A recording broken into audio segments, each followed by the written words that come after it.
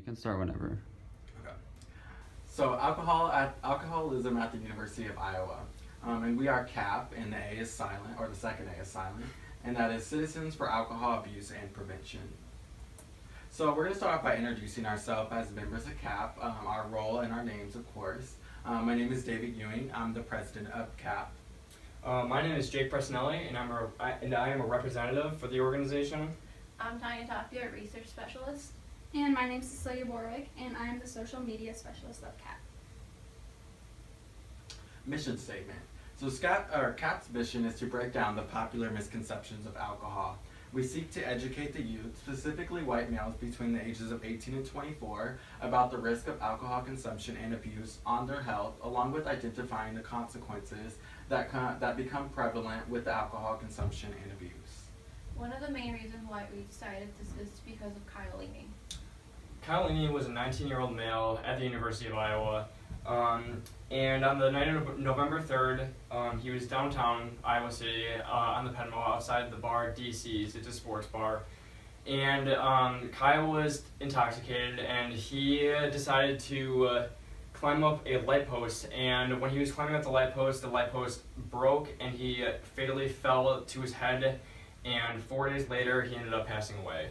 So because of this story, we really just got compelled to make our campaign about the abuse of alcohol, because after we saw what happened to Kyle, after we saw what happened to Kyle, we realized how dangerous alcohol abuse really is. Okay, so now we're going to be addressing University of Iowa student life. And specifically in student life, we're going to be addressing Tom Rockland, the vice president, Sarah Hansen, the associate vice president, and Von Stange, the assistant vice president of student life. And I'd just like to thank all of you for taking time out of your day to come here and listen to our campaign. It really means a lot to us, so we just want to say thank you. There are a few reasons why we chose the Division of Student Life here at the University of Iowa. That's because you guys have a goal of creating and promoting a multitude of educational opportunities for the students here.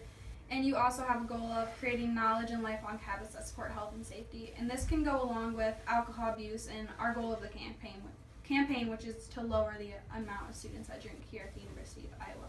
Another reason why we chose this department specifically is because we see a strong correlation between student activities and drinking, and not necessarily the activities that the Division of Student Life sponsors and provides for students, but more so in the private sector with students, whether it be, for example, parties and Greek life, and those kind of private sectors where drinking is actively promoted and encouraged amongst peers. So being that Iowa is a big time school, we're a pretty big party school. So when it comes to game days on Saturdays in the fall, I mean, it can get out of hand when it comes to tailgates and stuff and partying. So we really noticed that this is just one of the examples that alcohol abuse takes place in. When it comes to drinking on game days, a lot of kids get out of hand and there's a lot of intoxicated people, so it can just be really dangerous. So that's just one of the many examples that we have here on campus. And we'd like to define that tailgating, it normally starts at 6 a.m. on the morning of a game day, and you continue to drink throughout the day, along with dancing and socializing with other individuals, whether it be adults or other college students. And so that's really when we see the problem of alcohol abuse occurs, because students are drinking all day, and it's actively encouraged, and then you go to the games drunk. So those are kind of the alcohol abuse problems that we're seeing in terms of student activities. So our target audience for our campaign is white males between the ages of 18 and 24 at the University of Iowa, and this is for a few reasons. Some of those reasons include the fact that the University of Iowa is a predominantly white school, and also that it's mostly males, being a ratio of 55 to 45. So we'd like to start off by referencing this graph right here, and it's from familyfacts.org.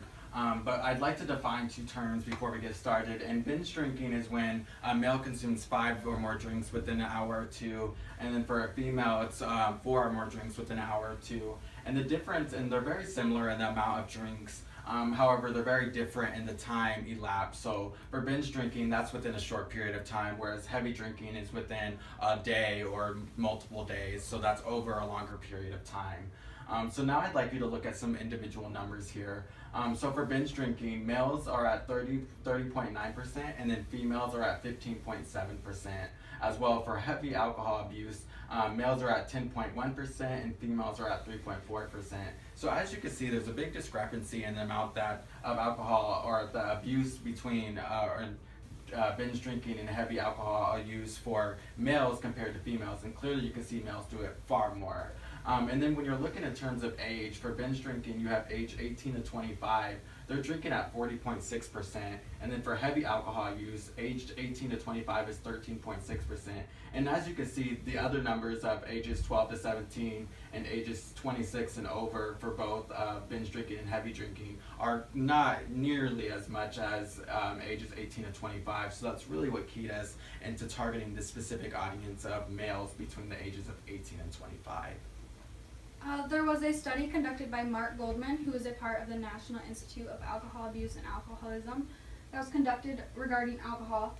And Rachel Adelson from the American Psychological Association stated that one of the survey's most notable findings so far is that problem drinking peaks at younger ages than researchers previously thought, with the highest prevalence among young adults ages 18 through 25. So this is just supporting our reasoning behind choosing this specific age group for our campaign.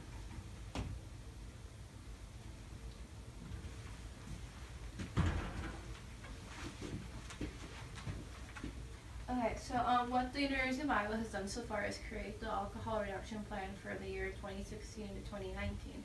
And it's pretty much these 5 points, which is 1, attract more low-risk drinkers. 2, more students remain low risk. 3, more high-risk drinkers lower their drinking while at school. 4, greater accountability for upholding community expectations. And 5, institutionalize the commitment to harm reduction. And it's pretty much keeping the low-risk drinkers at low risk and the high-risk drinkers to lower their drinking while they're at school. With this way of trying to get individuals to lower their drinking habits, the University of Iowa also has an event for first-year students and transfer students called On Iowa. Through On Iowa, the students experience many different sessions regarding college and what can become of it, but one of the most beneficial ones that we think was at On Iowa was the one regarding alcohol abuse. They show students videos of what can happen if a student drinks, for example, sexual abuse or just violence in general. We think that's very beneficial. So we'd like to take a moment to talk about this image by the RVAP. This is actually a wallet-sized image, front and back, kind of talking about rape advocates, or on the topic of rape advocacy, talking about my cup is not my consent. So just really encouraging responsible drinking. And we notice these things, I know for us living in the dining halls, we see these things in our mailbox as well as kind of scattered throughout the dining hall. And so we notice these things, and we're bringing this up because this is a flyer that the university has implemented. And so we really just want to kind of emphasize that, and kind of look back to that when we go into our media recommendations. And also the Iowa City Police have issued tickets for students under the age of 21 to get a $500 fine if they're at a bar after 10. So that's also a really big risk for them because they're paying so much tuition and they don't want an extra $500 on their belt. Alright, so now we're going to talk about like our alternative solutions that we came up with as a group. So our first one, we're going to be discussing posters and flyers. And the RVAP, they've done a great job with posting their flyers all over the University of Iowa campus, at the dining halls, residence halls, even at the rec, IMU, they're all over the place. But the thing that we noticed about it is we don't really see that many of, we don't see many of their posters outside of campus. So what we want to do is we want to make like attractive posters like this one in Figure 4A, that's also in our report. That can catch people's eyes off campus, whether it's downtown Iowa City in the Ped Mall on the weekend, or if it's on the way to Kinnick from the east to the west side of campus. We just want to do the most that we can so that we can get our word out there and we can do it in the most efficient way. It should also be noted that when we looked at the RVAP, their kind of wallet-sized image, That's talking about a specific issue, and we're looking to educate on a broad range of issues of the consequences of alcohol abuse. And so one of the reasons why we put this image in here in particular is because it's really posted by Cleveland Police in Cleveland, Ohio. Is you have this image of someone, and it says the effects of alcohol are not always easy to read. Just giving this idea that when you consume alcohol, we're not really sure how you're going to act under the influence of alcohol. And so those are the types of things that we want to educate individuals on, is that you're not really sure of those the effects that alcohol will have on you and what situations it might lead you to. Another alternative solution that we have is social media. Twitter is the type of social media that we chose. We know that many big chain stores like Target, Best Buy, Walmart have social media accounts to try to get their points across, so we chose to make one too. Our Twitter name is @_cap_, and what we do is we create tweets that are really informational so that students can see them and learn more regarding the effects of alcohol. So for example, figure 5A, which is in our report, states that there have been 66 total arrests reported by the Iowa City Arrest Squad for public intoxication since the 3rd of October. We think that if we put more information out on social media, it won't be necessarily just put in the faces of students, but they'll be more likely to read them because they will just have happened to come across them. And then the next alternative solution or recommendation would be commercial media. So one very common website that many students and college people are always on is youtube.com. We're trying to find videos regarding alcohol abuse, and we found one that specifically focused on fitness. We think that this video is really important because a lot of students here at the University of Iowa have goals of being healthier and stronger because we have such a huge rec center here. It's ranked nationally number 3. So if we put more videos like the fitness one around campus, maybe in residence halls or just on TVs in general, then more students would be aware of the effects that alcohol can have on the body. So the point of using these multiple medias is that so that we get to a broader range of individuals. We know that many college students spend a lot of time on the internet, whether it be studying, researching, accessing online websites like MyU Iowa or Icon, and getting in touch with those course materials. So we know that students are spending a lot of time on the internet and with social media, and so by utilizing these different mediums, we are accessing a broader range of individuals, so not just our targeted audience, but all college students, which is really what we want to do to really advocate and educate on our issue of alcoholism. Comments, questions, concerns? We're good.